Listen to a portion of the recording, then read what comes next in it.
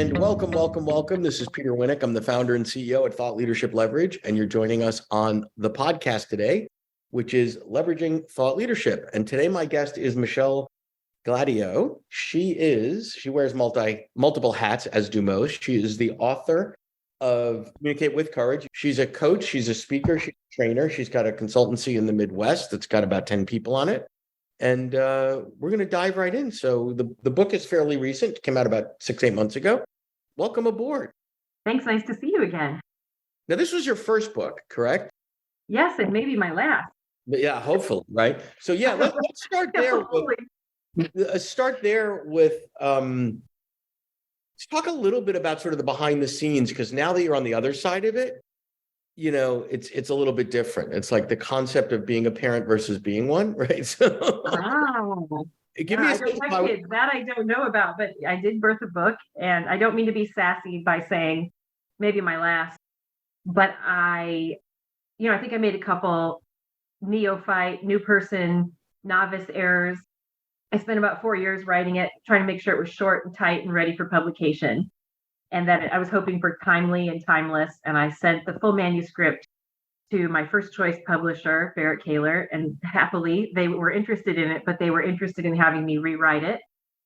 Fair enough, because what I had done is taken 10 topics that I'd built some thought leadership and subject matter expertise in, and wrote to each of those topics one chapter, because that's of course good for business as well and use in business later.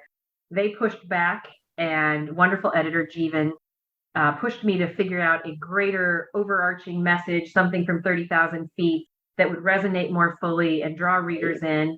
And through several conversations about that, he got me talking about these hidden challenges that our coaching clients run up against, and how I wish they could just see a little bit further out. Their peripheral vision was just missing these challenges that have to do with facing fears as communicators, no matter how successful. Or how old, or what gender, or what industry. And once we got going down that, yes, there are 4 main, usually hidden challenges, I rewrote the book. Then it came out in 2022, and I'm learning now about getting legs under the book and making the time to try to let others know about it.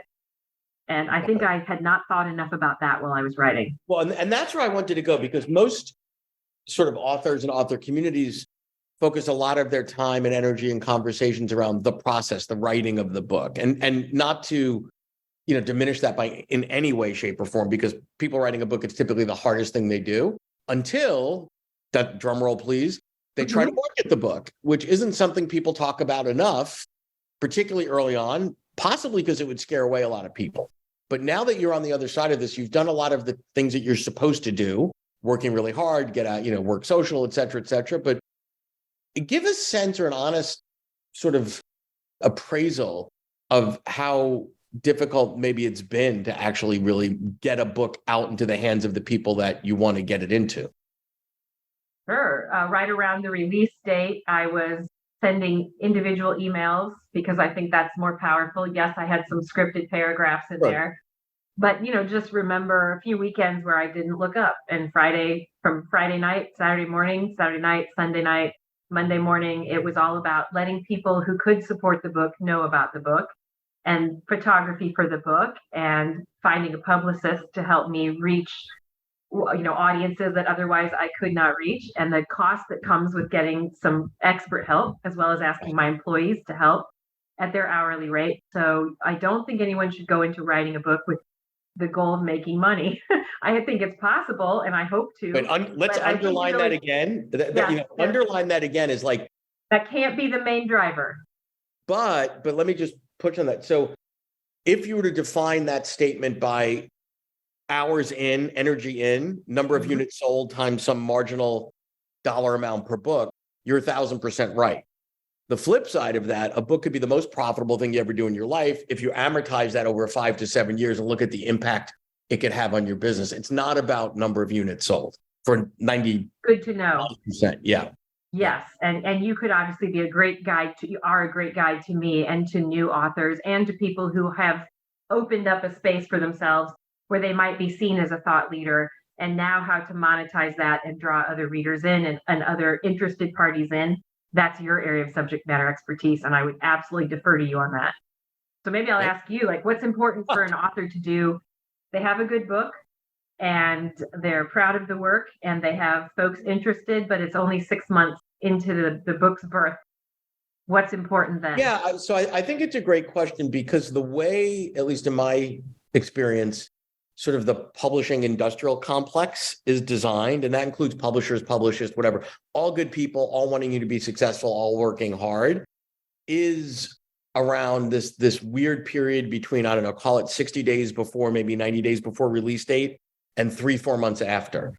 After that, they're typically on to the next thing. So they focus on, like, boom, opening day, right? Like, get it out, get it out, get it out, get it out. Launch day. Yeah, it's all long. And the reality is, like, listen, I'm sitting in my office surrounded by hundreds, if not thousands of books. A pub date is the most ridiculous date in the world. Like, it means nothing to anybody other than working backwards off of a production schedule and a printing schedule. And it just, like, after it's out in the universe, who cares? And I think, authors and thought leaders really need to be thinking at least in terms of a 5 to 7 year cycle of, this book is just as valuable the day after it came out, a year later, 3 years later, 5 years later, to the specific type of avatar I was writing it to. So it's not like it gets stale because it's that was a brilliant idea in 2018. Now, certain things, if you're in technology or things do get dated, but I would argue in your space, like most spaces, yours is an evergreen book. I've read your book. It's an evergreen book, which means someone should be just as comfortable, and you as the business owner could get just as much value from it a year, 3, 5 from now as you would today. Oh, that's great to hear. And I remember you talking about avatars. Who's the avatar you're trying to reach? Picture that, sketch it out, write about it. And that's and you did this just last month at the BK Authors Conference. It was a wonderful workshop. And that's the first time I had thought about that, because it's easy to fall into the trap of, let's see, communicating with courage. Doesn't everybody need that? Doesn't the 19-year-old going to college, doesn't the 85-year-old sticking up for himself or herself, doesn't the middle-aged parent? Well, and I would say yes, but then I would say, Michelle, the CEO, couldn't possibly afford to effectively market to a 19-year-old, an 80-year-old. Like, the question is, who is most valuable to you and your business? You're in the leadership development business, training business, executive coaching business. So through that lens, you have to say, I don't care about the 19-year-old. Now, someone could buy the book, give it to their kid, whatever, but you can't put resources against that if it's not aligned with your business growth objectives. Now, down the road, maybe there's other derivatives that you can do, et cetera, et cetera. But I think that's a lot of the struggle that authors have, is they're so in love with their work, as they should be. They're so proud of their work, as they should be. And they know that it could be beneficial to so many people, but we have to say, but who somewhere? What's the reciprocity? Who could be most beneficial to you? Which feels like a selfish act, but it's actually a focused act that, as a CEO with limited resources, time, energy, and money, you have to have that discipline. My opinion. Makes me think of, like, building a fire. You've got to start the fire somewhere. I just found the title of your workshop. It was How to Scale and Leverage Your Thought Leadership Beyond the Book. And then I have these notes based on what you said. One of the things you said was, we're irrelevant to 99.999% of the world. So let's come to terms with that and aim well to the appropriate audience. So you're sort of a straight talk guy also. Yeah, I feel that I'm a straight talk gal. And you were telling us it's going to be a small subset of the 8 billion people on the planet that can pick up the ideas. And then maybe from there, you'll see some more exponential growth.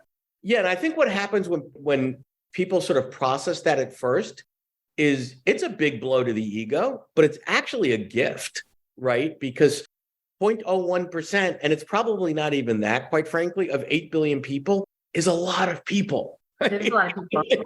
And the trick is to be so relevant to so few that when you're interacting with them, right, that they feel like you wrote that book just for them, right? If it feels like, we all know when we go to certain products, certain marketing, whatever, that's everything for everyone. Like, a paper towel is a paper towel, a bespoke piece of clothing or something that was made just for you. That's a different game.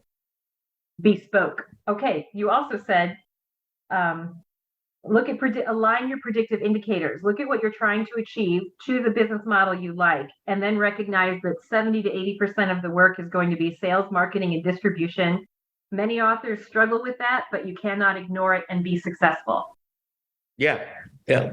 It's hard to argue I'm with not ignoring it, but I'm surprised at how much of my day it could take. It would be nice. It would be nice if I could not be working full time. I'm blessed to be getting to promote a book, but it is something to think about. You're probably going to need to talk to your family and look at your calendar. Yeah. And be prepared for the long haul. If you're enjoying this episode of Thought Leadership Leverage, please make sure to subscribe. If you'd like to help spread the word about our podcast, please leave a 5-star review at ratethis.com/LTL and share it with your friends. We're available on Apple Podcasts and on all major listening apps, as well as at thoughtleadershipleverage.com/podcasts. I don't think I've ever done a podcast where I'm defending or Not defending. quoted back, or I'm being quoted and then like respond. It's kind of okay.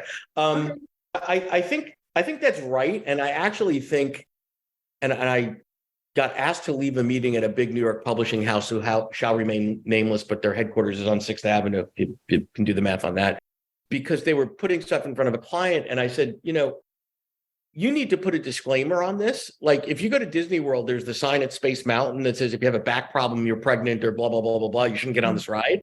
There needs to be, I think there should be a disclaimer when someone publishes that said, please realize that 70-80% of the effort is going to be on marketing, and you still have a day job, and you still have plenty of other things to do. And unless you're willing to accept that responsibility, you probably shouldn't write the book. I made an error in judgment with my publisher, and I'm really proud to be part of their author team.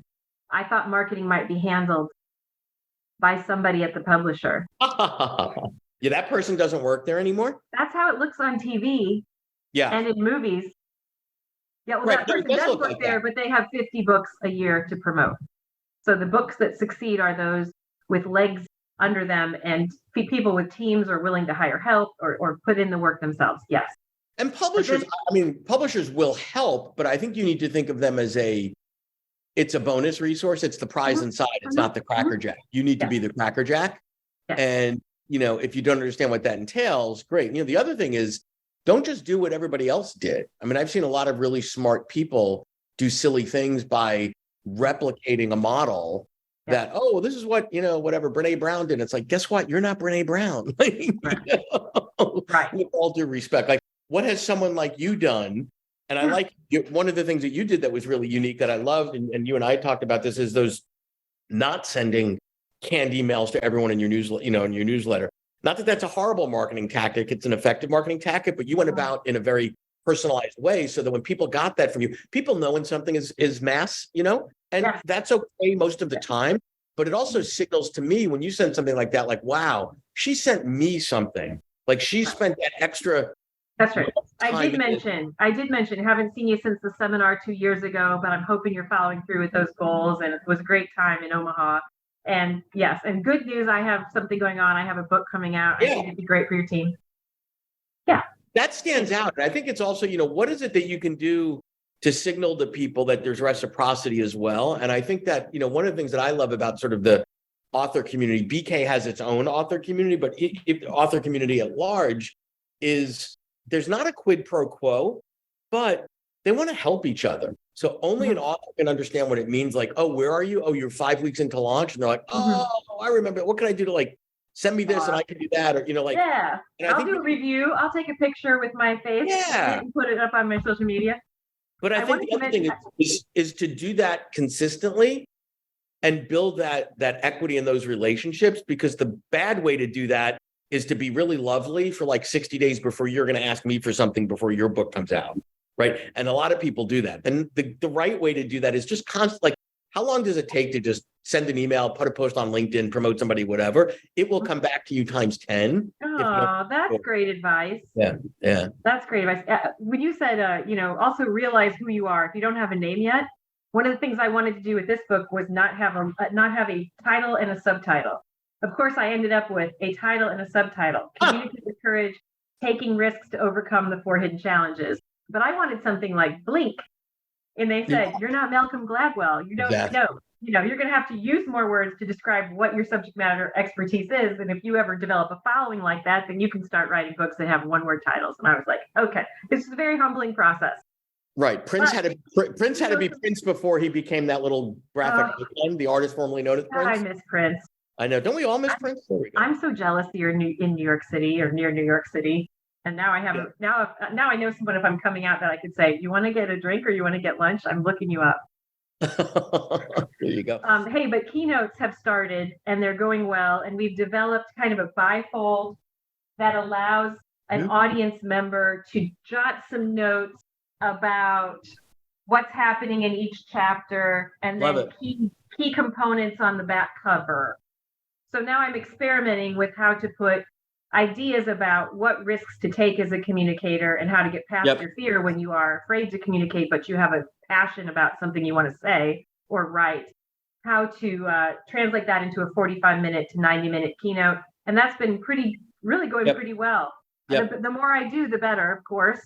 And I have seen, some grown executive men like wiping tears a little bit in the back. And I've seen a lot of people grabbing pens and writing things down. So I'm hopeful that these exercises and pro moves, people will go try something in real life. Yeah. Because it's all an experiment. Anyway. You said something that I think was really important, is that I'm experimenting. To me, that's a mindset, right? So the thing that you just held up this really cool piece of collateral to me and you showed me what you're doing. And it's like, that looks really cool. It's well thought out. It's visually designed. It's beautiful. We might look back on that in 6 months ago. That was the stupidest thing I ever did. Or it may look No, I don't know. I'm not saying it is, but I'm saying, we might. Or you might look back on it and say, oh my God, that was brilliant. And that changed the trajectory of my business. But if you don't have the courage to think of it as an experiment, which means, what are experiments? They're things that we do to see if something succeeds or fails, right? Here's another, just a little book flyer, a little bit about the gal who wrote it, where you can find it, and who we're down with, Penguin and BK. And I figure, I send a lot of letters and I pay bills and so I thought this would be a nice, a little envelope-sized insert. And, I'm lucky enough to work with graphic and visual designers that can take an idea and make it look good after we do edits. And none of those experiments are bet the house in terms of financial. No. They're not like, I'm going to buy a Super Bowl ad. Like, probably don't do that. Yeah. Or something that's so out there, potentially offensive or whatever to the brand that if it doesn't, never. So there's like, the downside is time, energy, effort, a little bit of money. The upside is who knows, because it's really hard to predict what's going to succeed with any form of, consistency or accuracy. So you got to just keep throwing it out there. And I love that you do things in your own way, in your own style. You had sent me a whole bunch of collateral and things that you do. And even though they were all different, you can tell that there's a unified brand. It's well thought out. It's aligned from a communication standpoint. So we try to keep a little soul in it. And there's usually a little rock and roll undercurrent. Something you said about how some of the costs or some of maybe the downsides of experimenting to get your thought leadership out there. You named money as one of those things, like time, money, headaches, or whatever. I would, as an executive coach, I would offer another perspective, and that is, I love to see people decide to spend money on themselves or invest in their business, invest in themselves, because it does something with self-esteem that nothing else can. Yeah. The best investment is an investment in yourself, I believe. Totally. So I don't sweat it, right? Yeah. I mean, I keep hoping that more coaching clients and training clients will keep coming. And so far in the last 20 years, they keep coming. So there you we're go. Not big time. We're probably a small time. We're pretty small time for some of the folks you've maybe interviewed and worked with. But I think we have a unique angle. I have a unique angle, and certainly have dedicated my life to the study of communication. And I don't think there's anything that makes life go better or makes it less complicated than polishing up how you communicate. Yeah, 100%. Less complicated life. This has been fun. I appreciate your time and sharing the story. And I don't think I've ever quoted back to on this, but that's been fun too. So my ego got inflated, which is always nice. Oh, well, no, that's sincere. I take notes so I can learn. No, I appreciate that. Okay. So this has been great. Thank you for sharing, and thanks for spending some time with us today. Thanks for sharing. Keep up good work. To learn more about Thought Leadership Leverage, please visit our website at thoughtleadershipleverage.com. To reach me directly, feel free to email me at peter@thoughtleadershipleverage.com. And please subscribe to Leveraging Thought Leadership on iTunes or your favorite podcast app to get your weekly episode automatically.